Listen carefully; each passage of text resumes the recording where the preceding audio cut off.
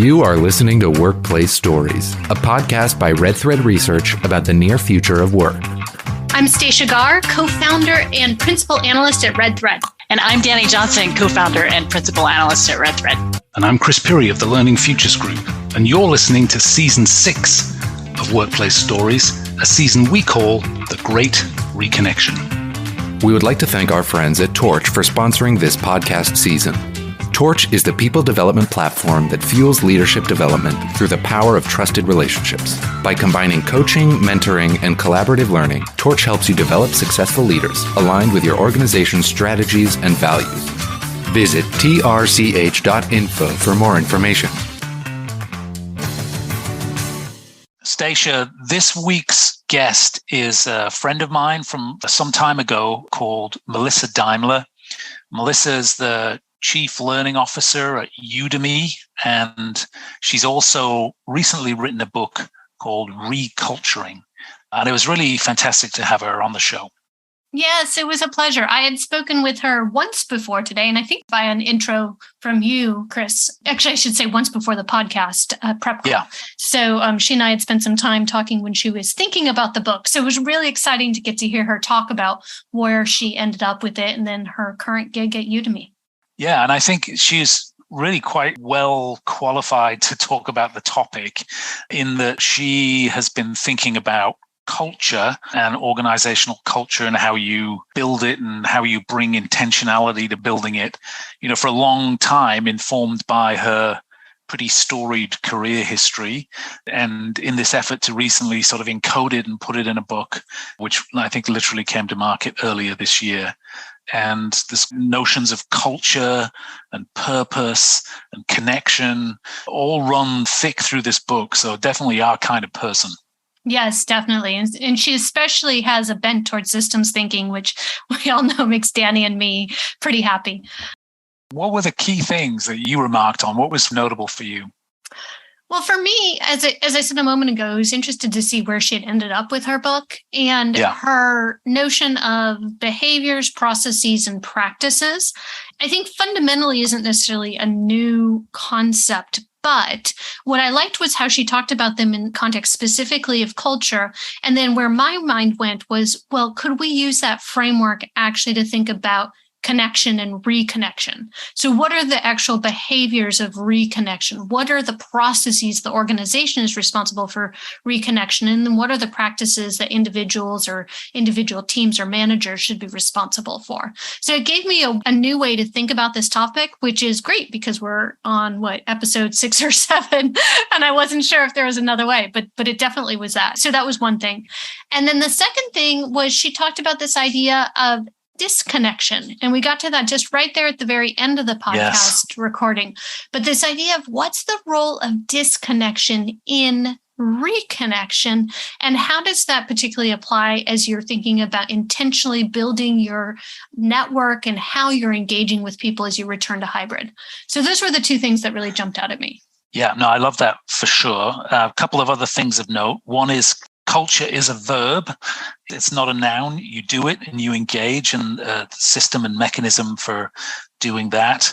And she also talks about in the book, and we touched on it a little bit today, the sort of the why, the what, and the how, the purpose, the strategy, and the culture, and how that sort of triangular model, each of those elements feed on itself, which was super cool. And then we talked a little bit about the learning function. That's my go-to topic, and really what, as a learning leader, she's doing inside of her organization. And it's particularly poignant because not only does she lead learning inside of her organization, but it's her customers are learning leaders as well.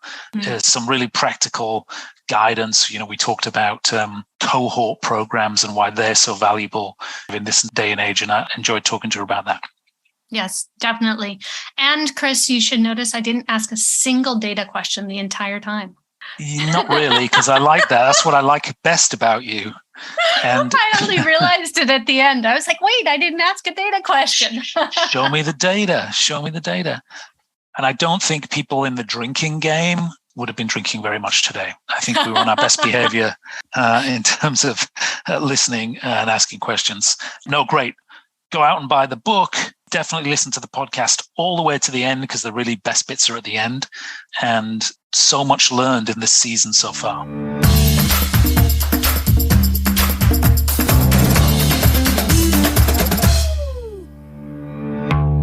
Melissa, welcome to Workplace Stories. We're super excited to have you on the podcast, and we're really excited to hear your voice and your deep thoughts about connection. Well, I'm really excited to be here. Any excuse to have a conversation with you and Stacia, I'm there. Okay, so Melissa, can you tell us a little bit about yourself? What's your title, and how would you describe the work that you're doing right now? I currently am in the role of Chief Learning Officer at Udemy, and it has three essential focus areas. So it's the standard internal development for all employees, for individual contributors, management, leadership, organizational development, and capability. And then the second piece is all around product solutions. What can we do next to make our platform and our offerings more useful, more impactful based on the feedback we're getting from customers? And then the third piece is the focus and the connection with customers externally. So I serve as a thought partner with a lot of our CLOs and customers. And I not only get to share best practices, but I get to learn from them as well. Which is why it's going to be so interesting to talk to you today. And for those people who are not aware, Udemy's mission, purpose, and business is... It's interesting because we just evolved this. It's really to improve lives through learning. And I have been a lifetime learner. So that alone was a huge impetus for me coming here. And then our mission is about providing flexible and effective skill development for not just individuals, but also for organizations. So you're the chief learning officer in an organization whose customer is maybe chief learning officers. Is that a way to think of it? Yeah, that's meta. Yeah. So it's a wonderful opportunity, and it's challenging because everything we do here is learning. And so you really have to radically prioritize on where am I needed, where is my team needed most, and where can we make the most impact in those three areas. Also a great opportunity to be sort of in the customer conversation as well as in the employee conversation as well. I think that gives you a really unique perspective. We should probably just cover off on your storied career history. You joined Udemy quite recently, but you've been with some pretty amazing companies, and it's very relevant as we sort of dive into culture and so on and so forth. Can you tell us a bit about your journey to Udemy and your sort of career history? So I've been here for almost a year. It'll be a year next week. And that just flew by. Yes. I know. We were talking, Chris, right before I joined, trying to figure out if this is what I want to do next. So that's hard to believe. But prior to that, I was doing some consulting work, and you and I reconnected during that phase. That almost lasted for 4 years, working quite a bit with companies around redefining their culture through the pandemic, and then trying to set up their companies with a culture in this hybrid workforce, which I know we're going to dive into a little bit more.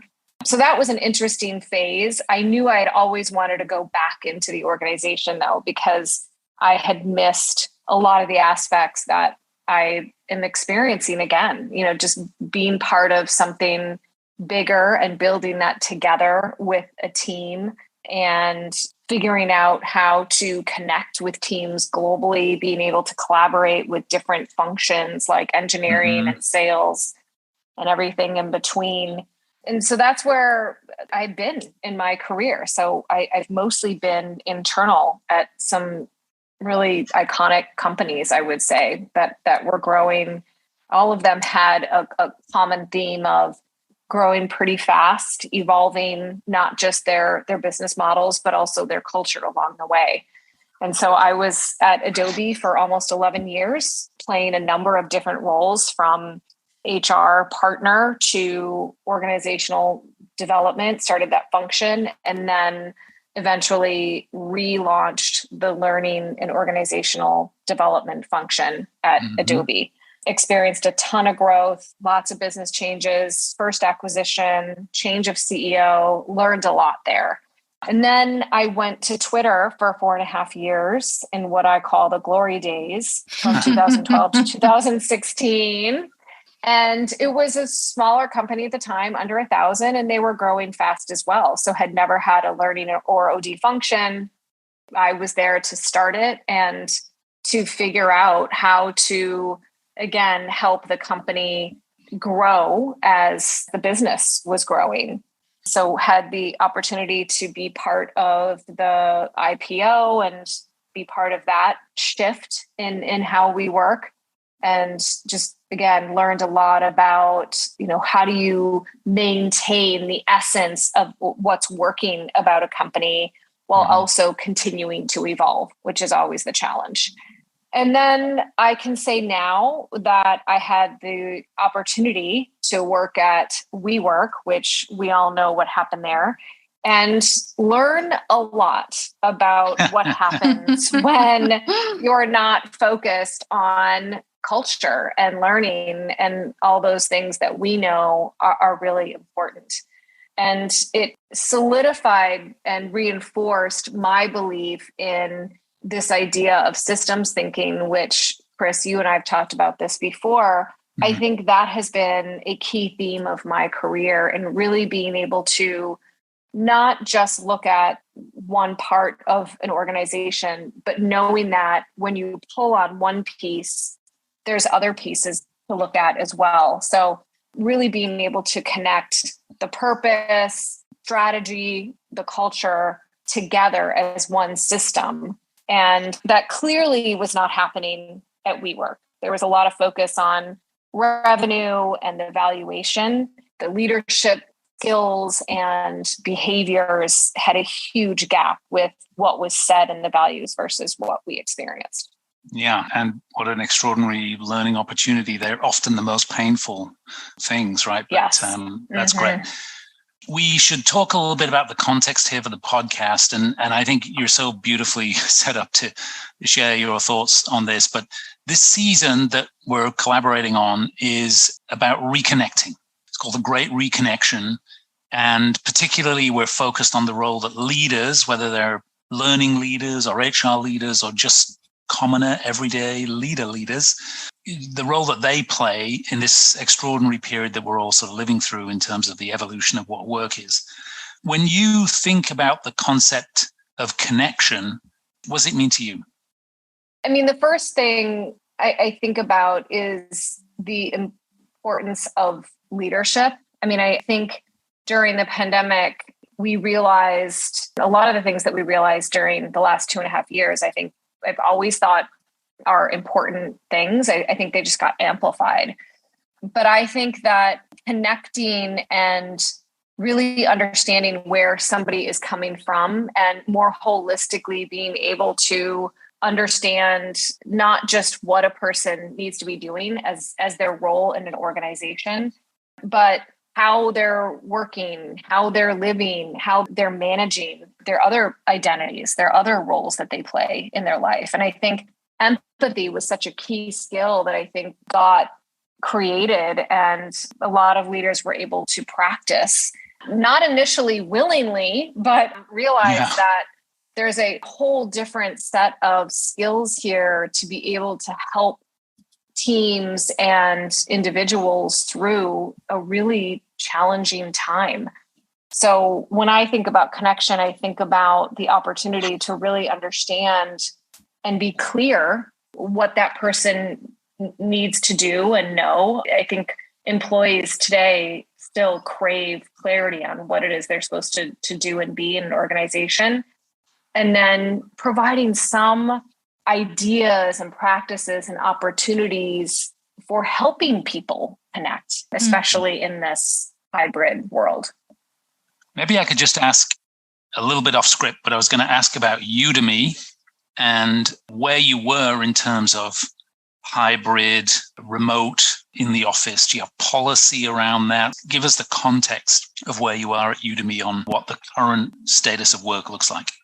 So we call ourselves hybrid.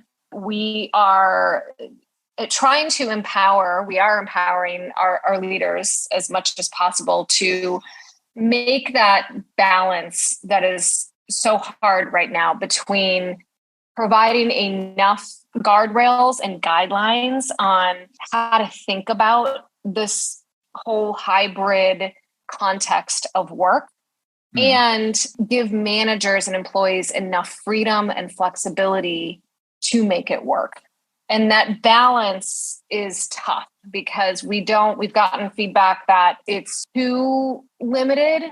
Don't give us too many policies or guardrails. Let us, kind of figure this out by team.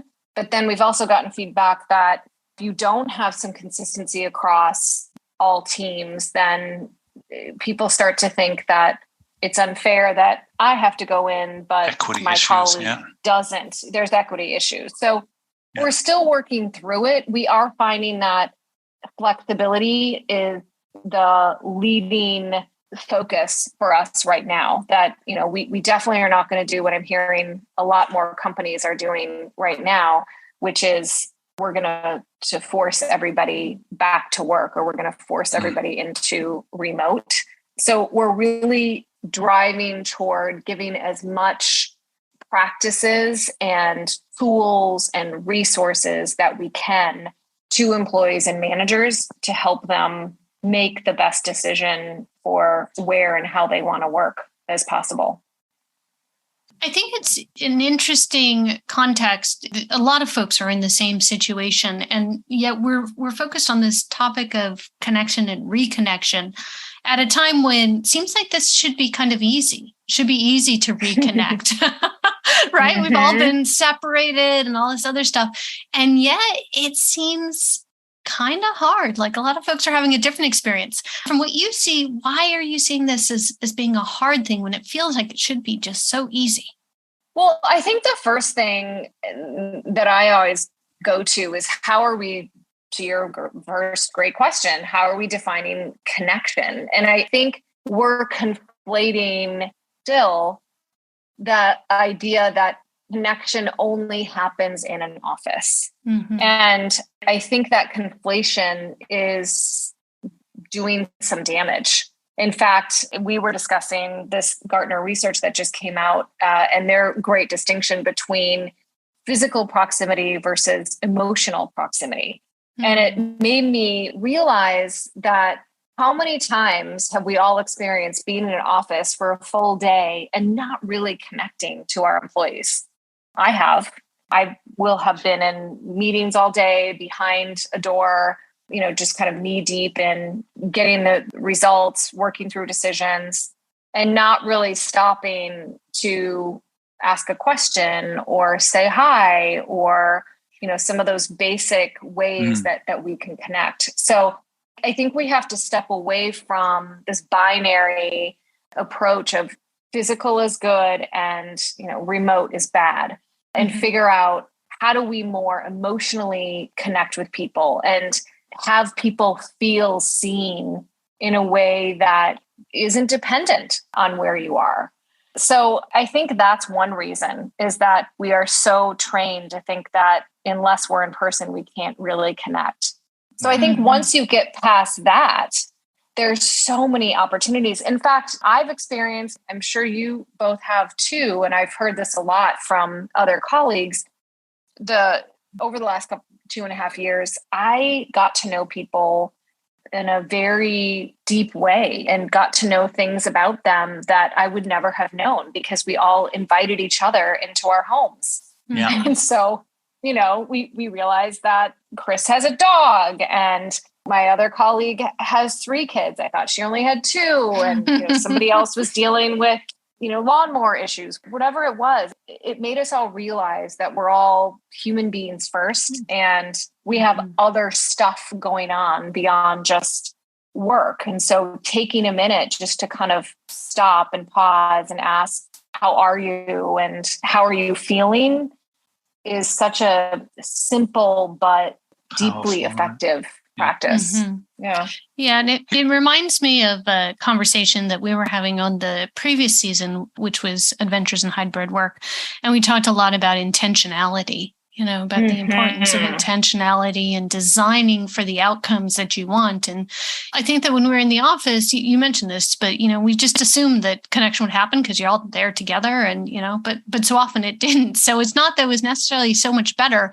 It just at least had more of the possibility of it happening than if we do nothing. And so I think the intentional designing could result in more. We just have to do it. Yeah, I have a comment here, if I might. A couple of things. First of all, I love the research piece that you sent us. It was really good, and it made me think that there's a sort of adage in politics that all politics is local. And I really felt that culture, and we'll get to this in a second, is in a hybrid or remote work context, a very, very local thing. Your manager and your peers, the people that you spend so much time with, are really, really much more important in terms of conveying the culture than some of the mechanisms that we used to think. The second thing is this whole idea that we forget this, but pre-pandemic, we had this whole concept of your professional self, that somehow you would show up at work and you'd be shorn of all your sort of humanity. You'd have special clothing and, nobody would know whether you had children or not, or your lawnmower was broken or not. And so there's, how culture works has just changed so radically in this 2 or 3 short years. But I love the piece that you sent. Very, very powerful.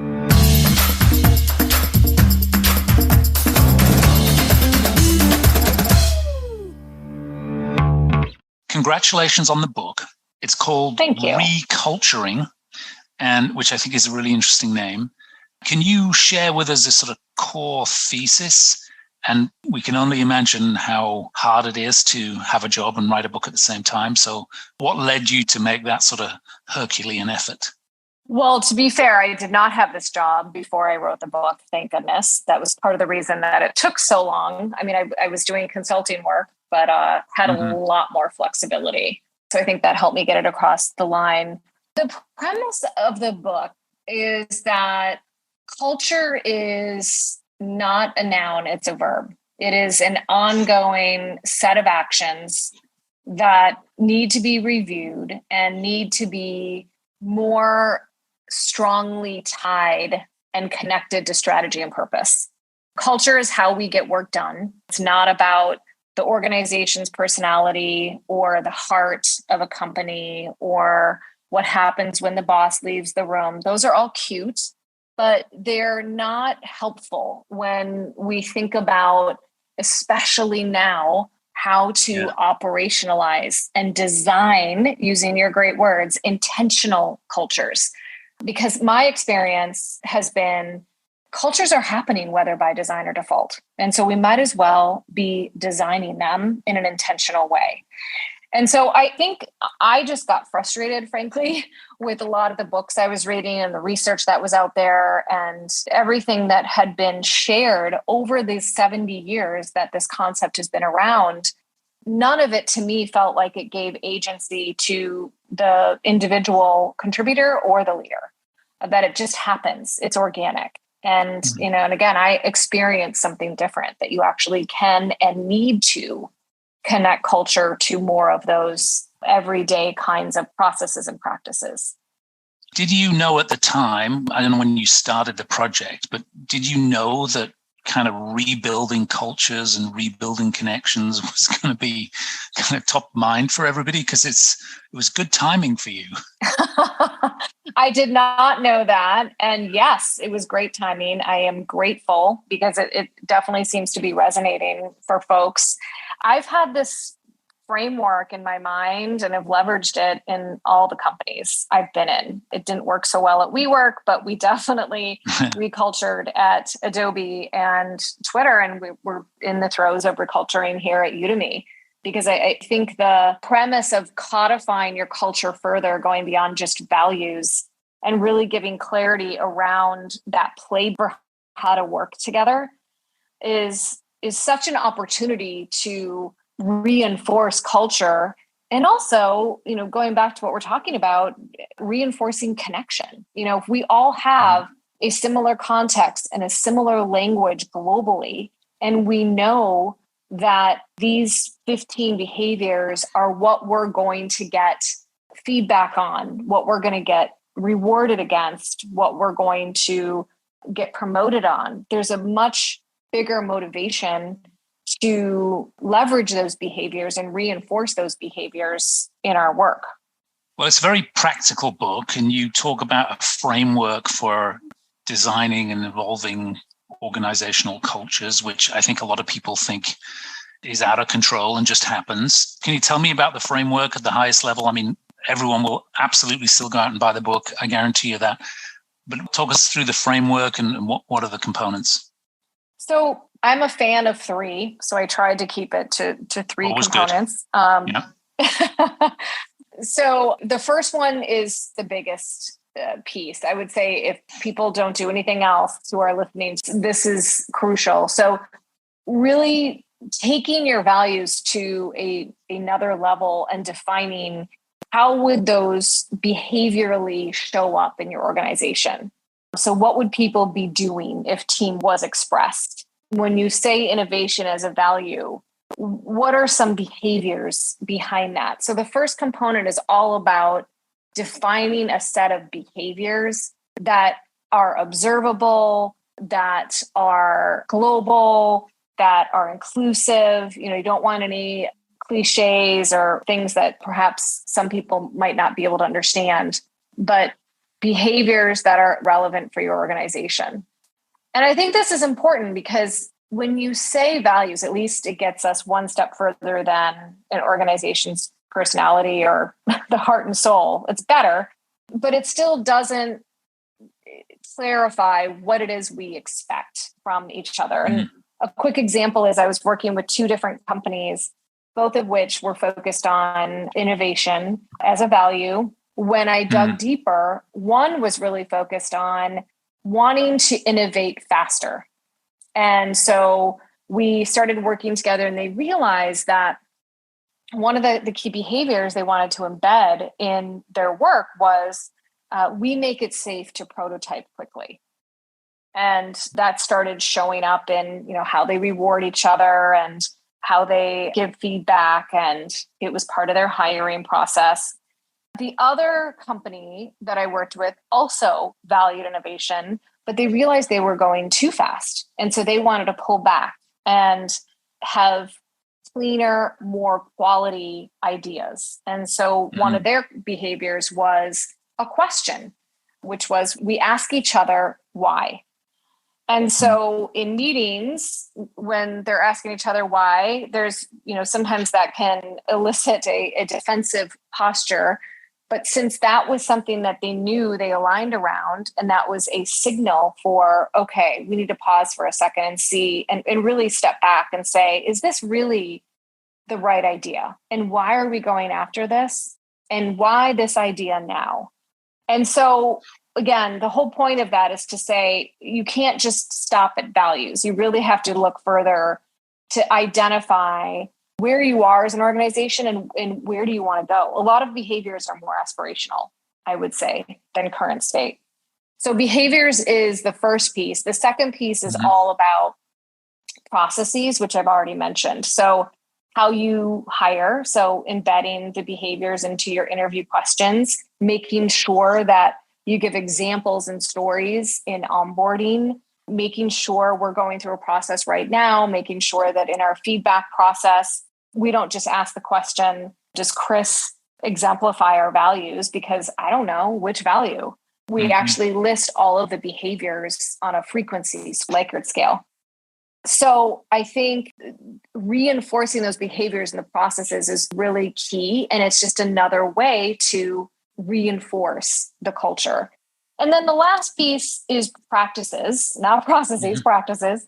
These are what I would say are the more informal actions that we take every day. And so they're loosely tied to the behaviors, but it's not necessarily a 1-for-1. So it's not like in every meeting you have to ask each other why, but it's things like meetings, ways to connect, how you communicate, different practices that, especially now, are good to review as a team. And so one of the things we do here at Udemy is every quarter, we recommend teams review all of those components. So how many meetings do you have? Are these still all relevant? Do you need all these? Does everyone needs to be an hour? Could some of them be 30? Does everybody need to go? How do you communicate? How do you make decisions? So I think even Stacia, you and Chris and I talked about this when we were preparing for this call, that I have never in my career spent so much time on both looking at our strategy as well as how we're working together, because I think we have to be much more intentional in both of those areas than we ever have had to before. I find it interesting that you divided up processes and practices. Is the idea, just to make sure that I understand, is the idea that processes are really, kind of the things that the organization can control, and the practices are a little bit more localized and flexible to the specific situation? That is a really good way to distinguish those two. Thank you. Yeah, I think the processes are intended to be more organizational wide, formal processes that, you're right, are defined from the organization. Practices are more of those team-oriented kind of practices. I think some people, and I know an article that we all shared and read before this, it talks about this idea of microcultures within a team. I don't know if I would call it a microculture, because I think what I have seen with that is a lot of confusion and even unnecessary complexity when teams are kind of creating their own culture of values and behaviors and even processes. I think if there is a way to give teams and empower leaders to do what you just said so eloquently, really take those practices and identify for your own team using some of those guidelines, remembering some of those basics that we deal with every day with the meetings and communication and connection. Make it your own, make it work for your own team. No, interesting. So what occurs to me as I'm just listening to you talk is, that framework is a really nice one for thinking through connection, right? What are the behaviors we want to see with connection? What are the processes or kind of the organizational responsibilities of connection? And then what are the practices that should happen on a local level and that, teams and individuals should take responsibility for? So maybe that's a nice bridge into this next section, which is, as you think about connection at Udemy, what do you see as individuals, and maybe even extend it to local teams, but individuals and teams' responsibilities versus those organization-wide processes that we just talked about? I think one of the things that I'm trying to do more of, some of these are big, some of these are just smaller things that you can do. I'm trying to, it's almost trying to formalize informal practices, things that I would informally do prior to the pandemic, like walk up to somebody and say, hi. I might Slack somebody, it doesn't always work, and just say, hey, can we have 10 minutes? Instead of saying, hey, do you have time to set up a meeting this week? It doesn't need to be 30 minutes. I just wanted to check in on a couple of things.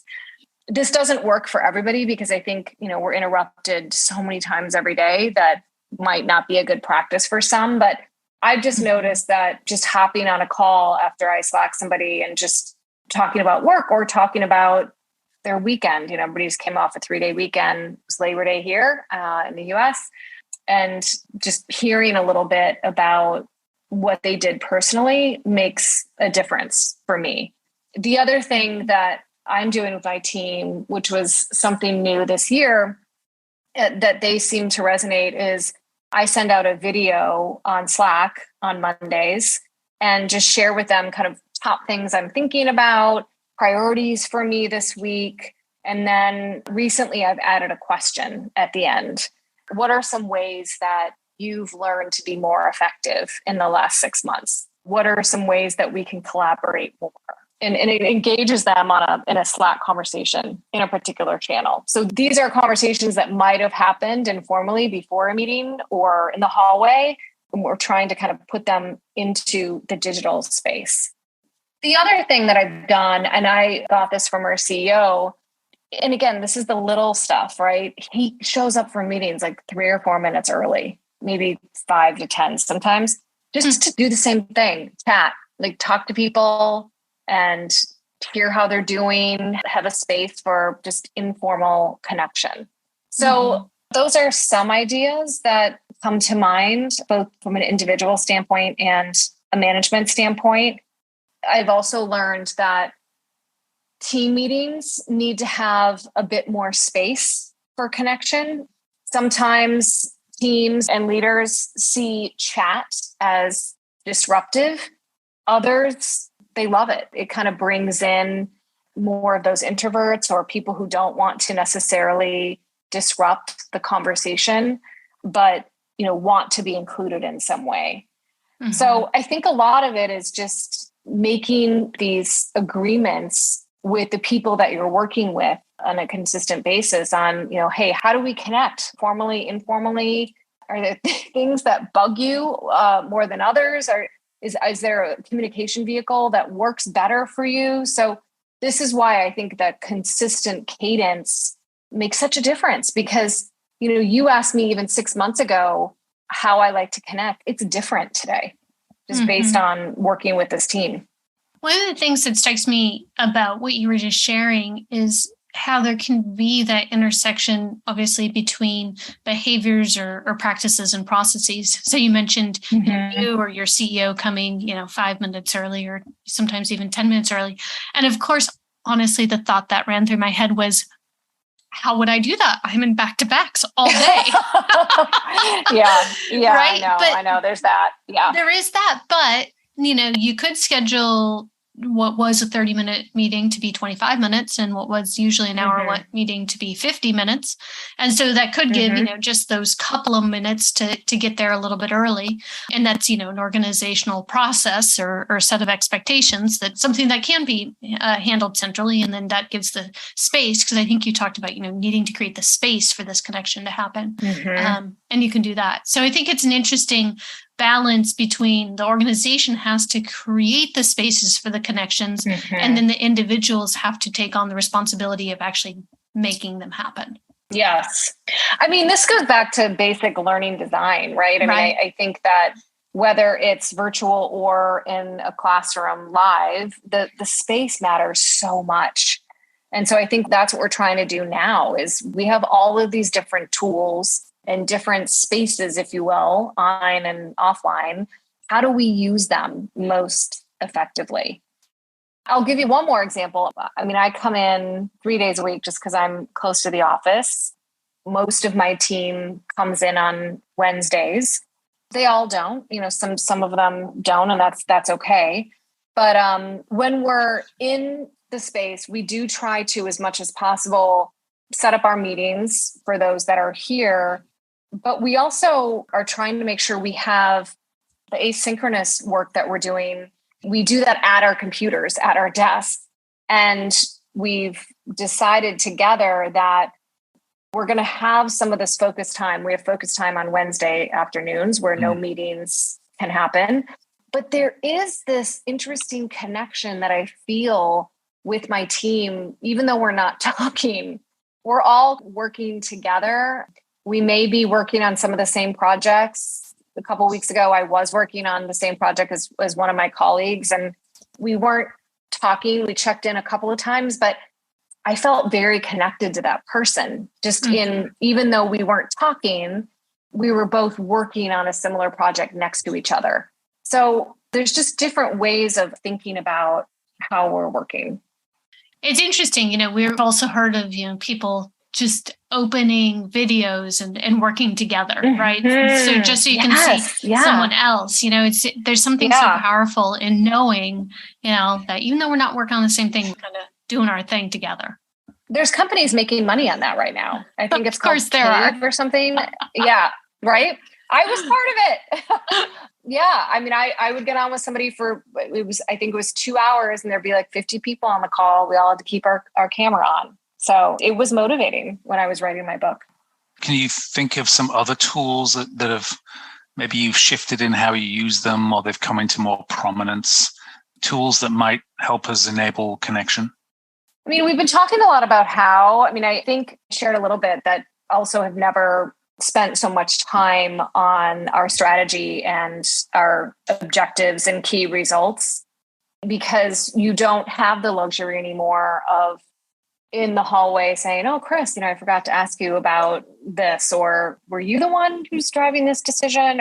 So I think the clarity, going back to that word, and intentionality around what it is we're all working on, who is the decision maker, who's contributing to things, what are our key priorities each week when new things come in, how do we track all that?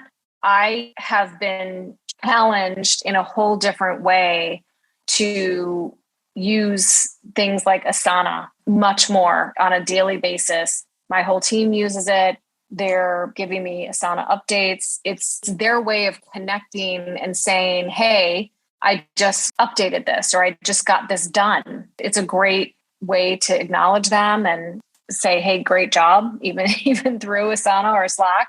So I think those productivity tools and project tools and ways to manage teams are even more important now to not only use, but stay on top of daily, weekly, monthly. Yeah, I love this. We talked a little bit in the pre-meeting how, I'll speak for myself at least, that sort of I grew up in a work era where it was always about the private transfer of information. So you would get an email and you would process it and you would decide who you were going to disseminate that information to.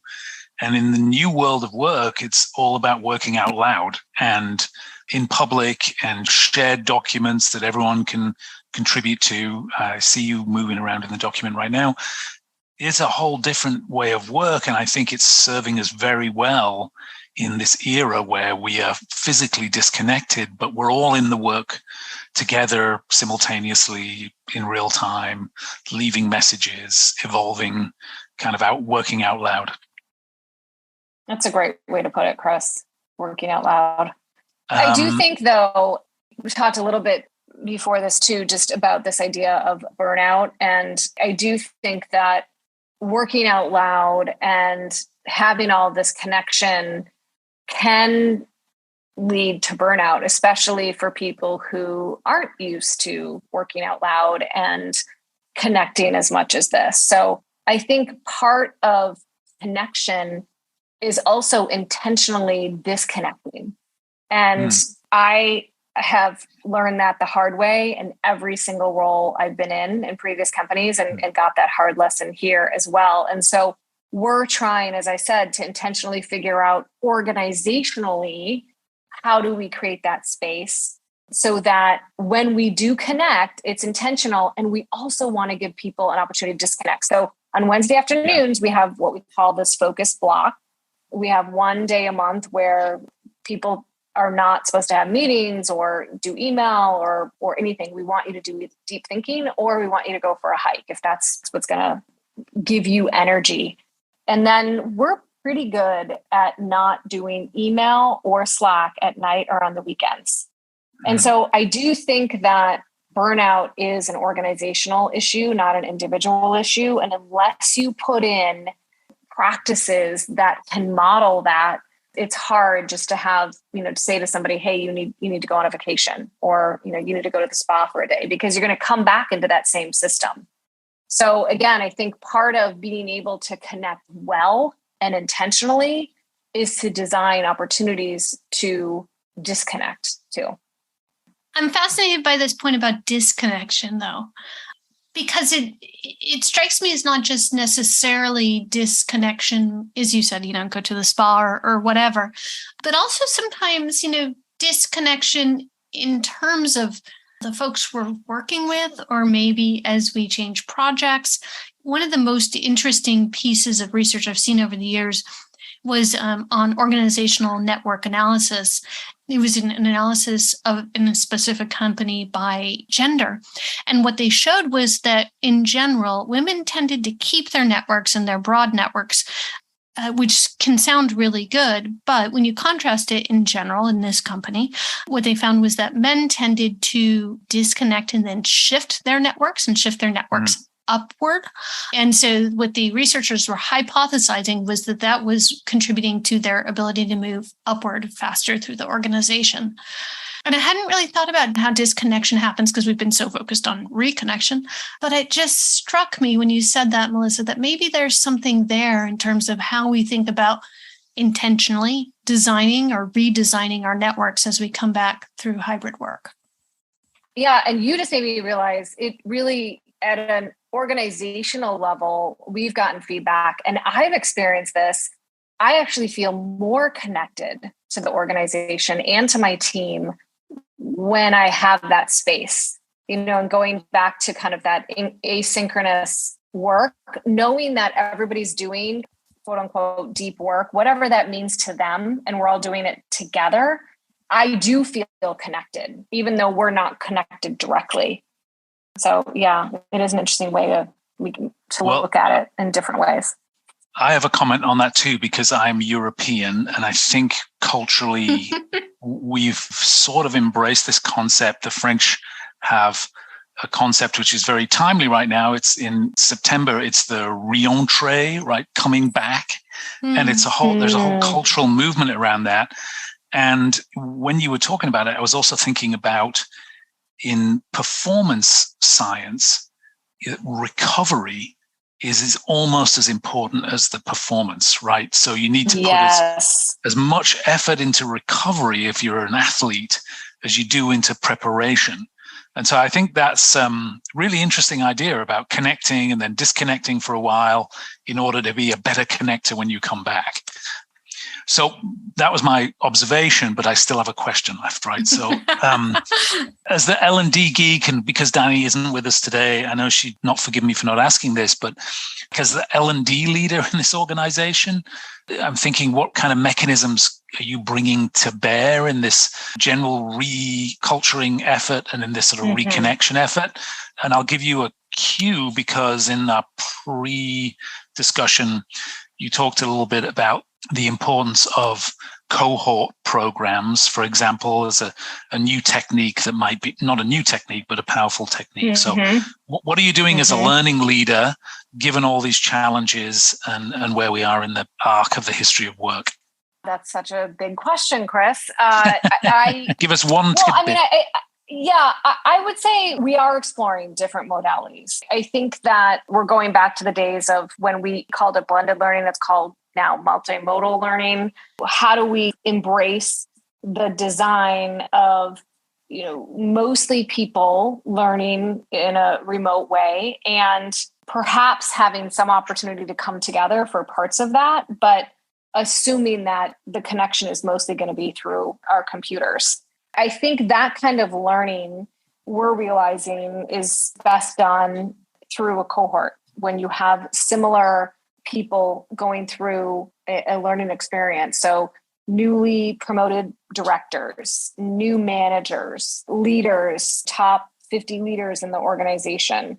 And so you have this opportunity to come together to learn something new, to be able to coach each other and learn and get even validated from a colleague that they're going through something that, perhaps you thought you were the only one going through. So I think the craving that we have, especially coming out of this pandemic, to connect and to create community shows up in this learning design of cohort learning.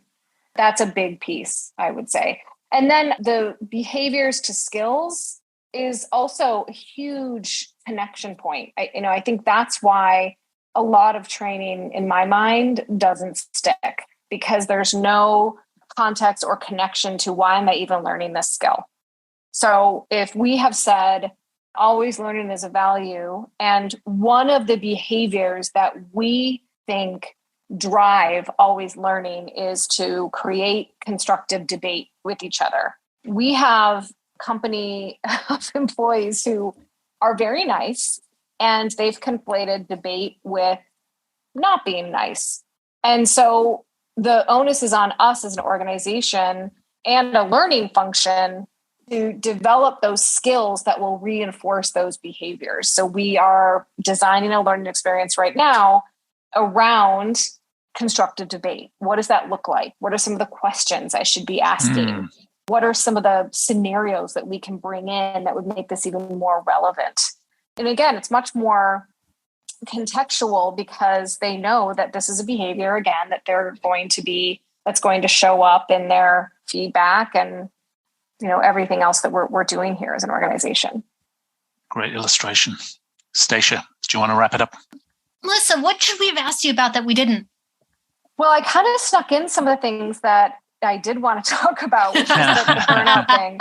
But here's the thing that I'm really interested about. I was just talking to somebody this weekend. She's an architect, and she was talking about spaces and working with not just individuals in their homes, which, that's a whole focus area. But when we do come back into our offices, which, I do believe that eventually we won't have offices. They'll just be these communal spaces that we all meet in.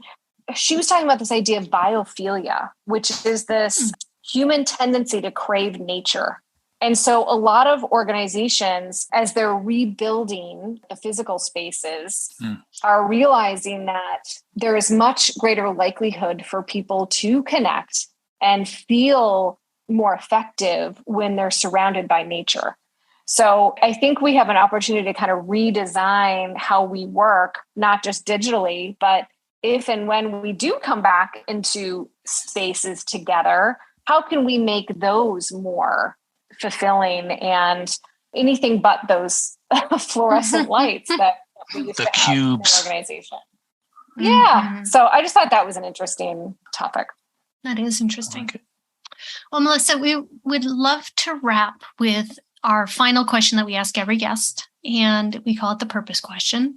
And it's, why do you personally do the work that you do?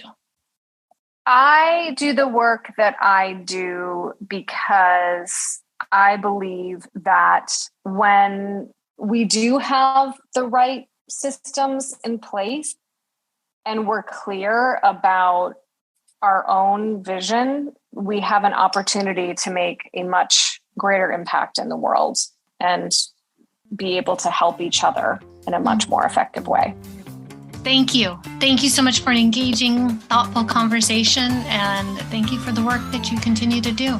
Thank you. Thanks, Melissa. Okay. Thanks, guys. Bye. Thanks, everybody, for listening to this episode of Workplace Stories. Danny and Stacia, how can listeners get more involved in the podcast and, of course, with your great work? Well, they can follow Workplace Stories by Red Thread Research on the podcast platform of your choice. And you can go to ratethispodcast.com/workplace stories and leave us ratings and reviews. You can also share this or your favorite episode with a colleague or a friend. You can check out our website at redthreadresearch.com to follow all of our latest trends in people practices and sign up to participate in some of our research. Or Stacia, they could maybe sign up for our weekly newsletter at redthreadresearch.com/newsletter and consider joining the Red Thread community by joining our membership. And lastly, we're on Twitter at RedThreadRe, that's RedThreadRe, or look up Red Thread Research on LinkedIn and follow our work. And thanks so much for listening. We would like to thank our friends at Torch for sponsoring this podcast season. Torch is the people development platform that fuels leadership development through the power of trusted relationships. By combining coaching, mentoring, and collaborative learning, Torch helps you develop successful leaders aligned with your organization's strategy and values. Our customers deliver compelling leadership development experiences to their employees in support of their strategic initiatives. These include high-potential programs, new manager onboarding, DEI change management, and others. The result is increased employee engagement, retention, and performance.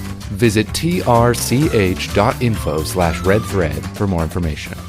Workplace Stories is a production of Red Thread Research and the Learning Futures Group. Thanks for listening.